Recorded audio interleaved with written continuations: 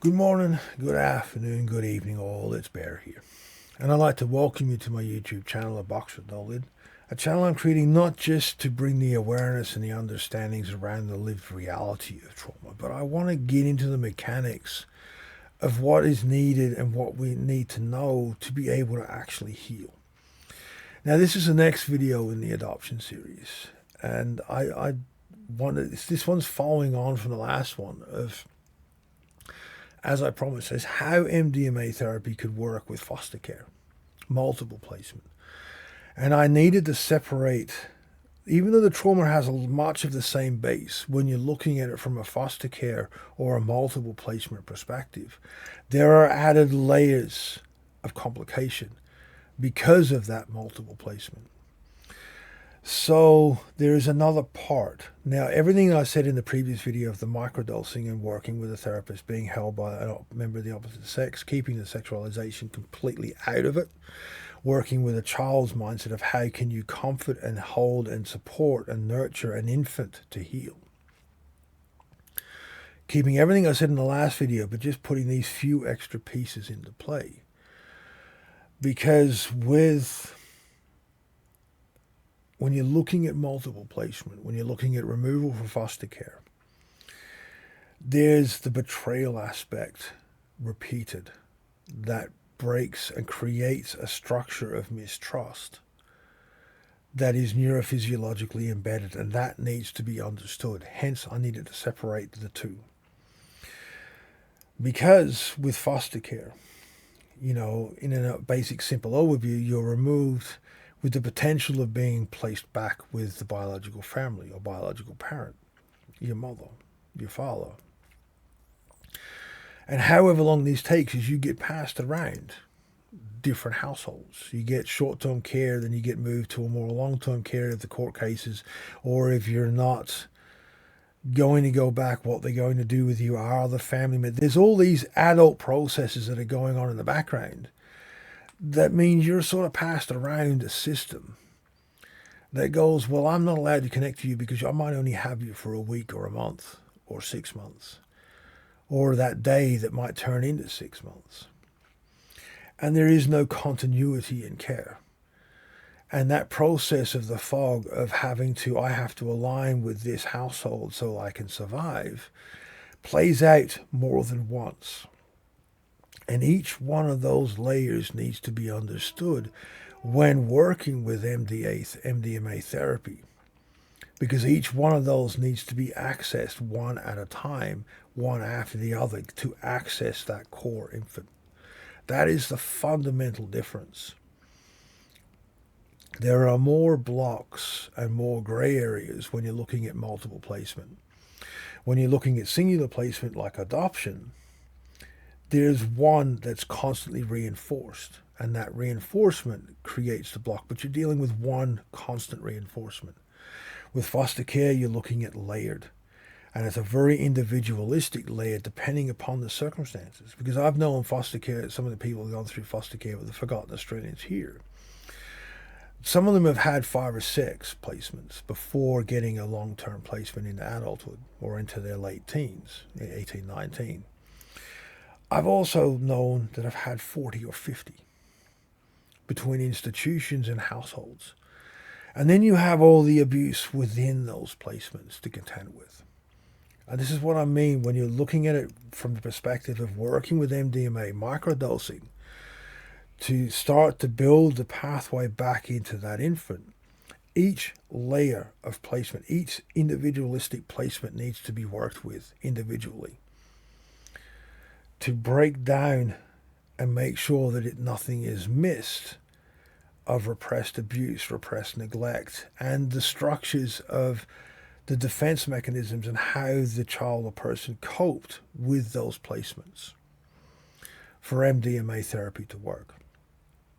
A big challenge, a big ask, but it is 100% needed. As I've said in numerous videos, we did not do this to ourselves. This was done to us. And the system and the society that condones this process needs to accept the accountability to work with it and fund it. So how do we work with each layer. What are we looking for? Well, use common sense in regards to what you would feel, what will an infant feel like being placed outside of their family. And then you've got to understand what abuses happened within each placement. And there is the really bad stuff, definitely, and that needs to be understood. But the parts that get missed is the detachment of the caregivers and the impact that has on a young child and an infant. How dispassionate they are to the needs of that child. That infant constantly cries out for the attention and the appeasement of trauma. Because those caregivers are not the ones that created it, are not in a place to and don't have the resources to appease it, there's a coldness, there's a barrier that's put in place on both sides to cope. I'm not criticizing foster carers. Please don't take that one on board. It's part of the process of how short-term to long-term placements happen and the resources that are provided for the caregivers. But that separation embeds an isolatory belief within the non-conscious components of that developing child. And all the shields that have reinforced that isolatory neurophysiological belief are all the reinforcements that have come from every placement post that. That is why understanding what the person experienced at each placement and working through them layer upon layer upon layer creates the combination of what that infant will require to have the ability to access the autonomic threat and interpretation responses and all the stuff we need to release and heal and be open to relearning to heal trauma. One of the key aspects of healing trauma is our nervous system needs to get to a place where it's willing to relearn and learn a new way of being. We also deal with this constant misconception that there is a default reset point that where if we can get the nervous system to acknowledge this, it will automatically learn. It won't if it's never learned it. And that's why the microdosing of MDMA, I believe, is so potentially effective, is because it will allow the nervous system to not overload. It will support the nervous system to develop step by step by step by step by step to an adult required level of neural complexity, of interpreting environment, of interpreting connection and response and interaction, of learning how to heal attachment trauma and to be part of. It will help with those initial stages to be able to work with something that so far I have not witnessed anything in the Western construct in the modern world that can. I've only seen it medicated and managed short term. In an old world, indigenous in the old world perspective, I have seen it. And as I've said in both these two MDMA videos, MDMA is the closest thing we're going to have access to in a Western, a modern world construct to what the old medicines these older societies would have used and did use to heal this sort of stuff.